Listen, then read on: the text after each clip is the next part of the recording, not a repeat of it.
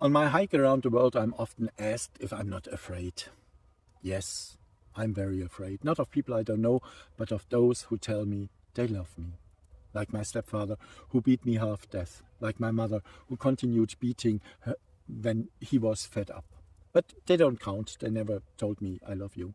But like my ex-boyfriend who took his own life, like the 2 or 3 men I fell in love with years after my boyfriend died and who, without exception, only loved me as long as I was useful or until the first wind blew in their face.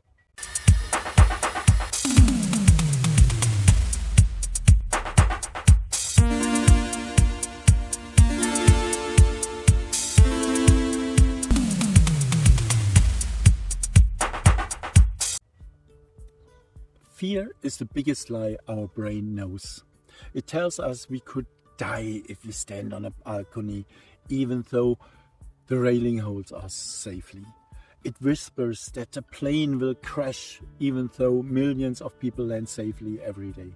It paints pictures of the tightness when we step into an elevator, even though the walls don't crush us.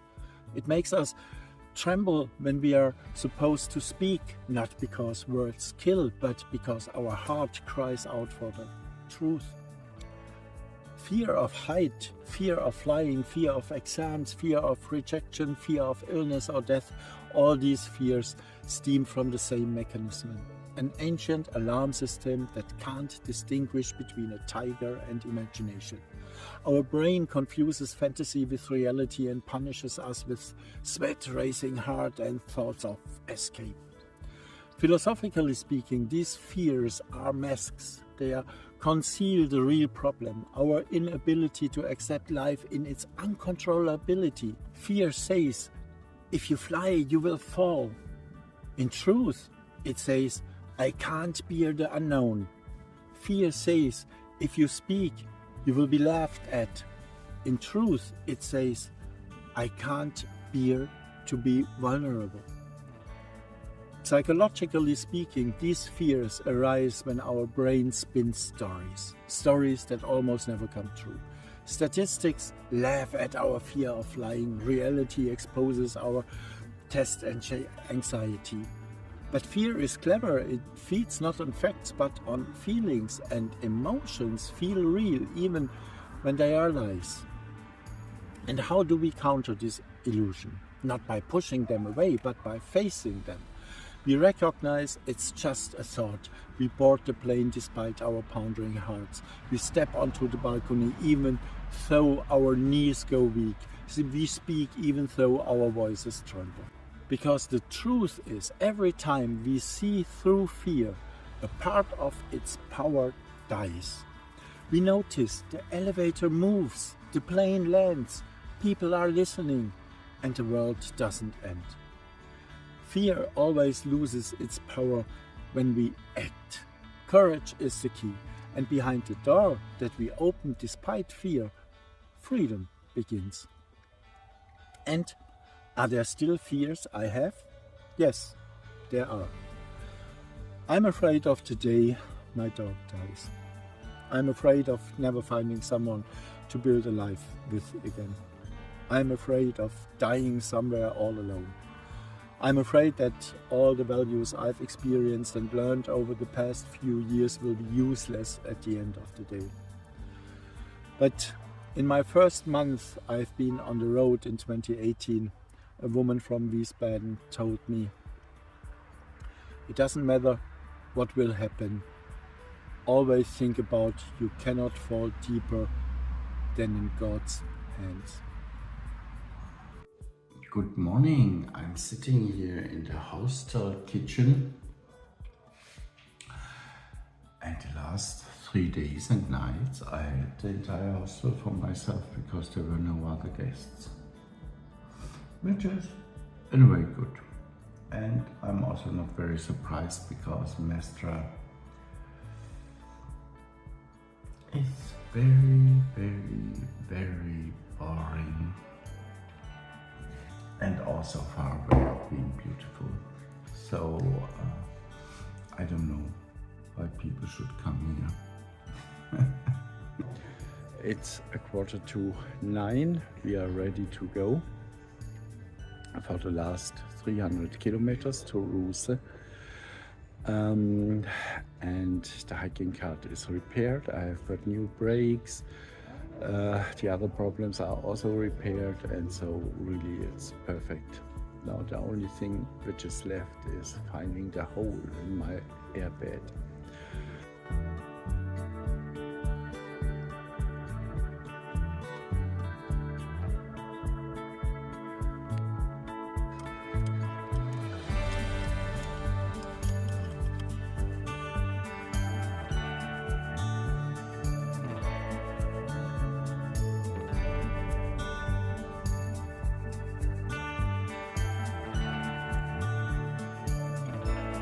What I noticed the last 15 kilometers while hiking through the villages, that there are a lot of empty and abandoned houses, like this one for example. You can say every fourth house is empty. Sometimes there is a sign that somebody died, but there are really a lot of empty houses.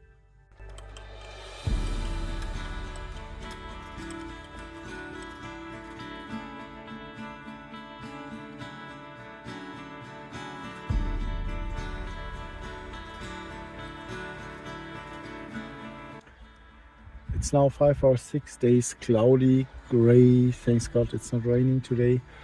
But I already notice how my body and my mind, the sunlight is missing. And I really depend on vitamin D. And it's really gray, even in my mind.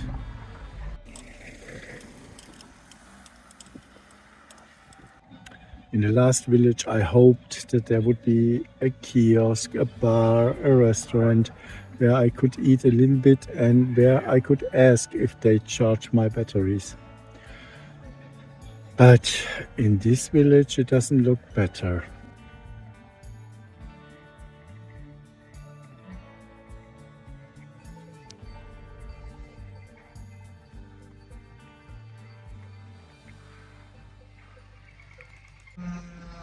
This little village is sort of hopeless.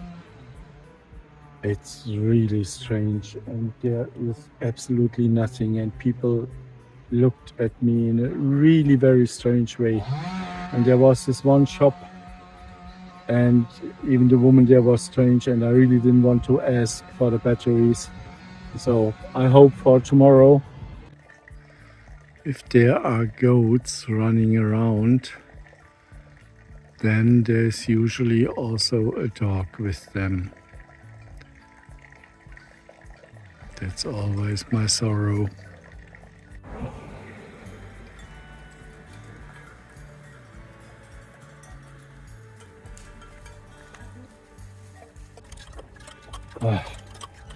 It's 4:30 and I still don't have got a place.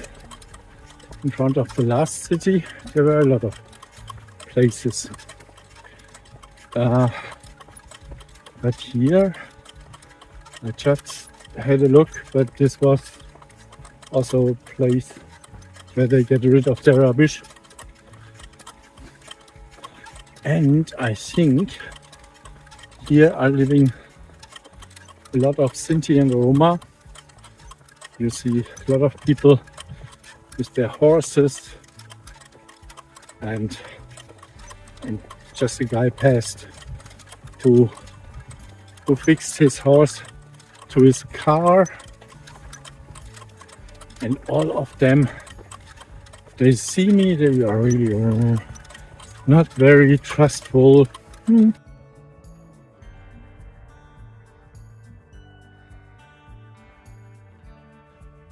Well, I'm hiding behind this abandoned house close to the river and close to the train station. I think that's okay. And well, I don't feel unsafe. I don't have got fear, but it's also not very chilled here. It's everything is strange. And all the people are so strange. That's really bad.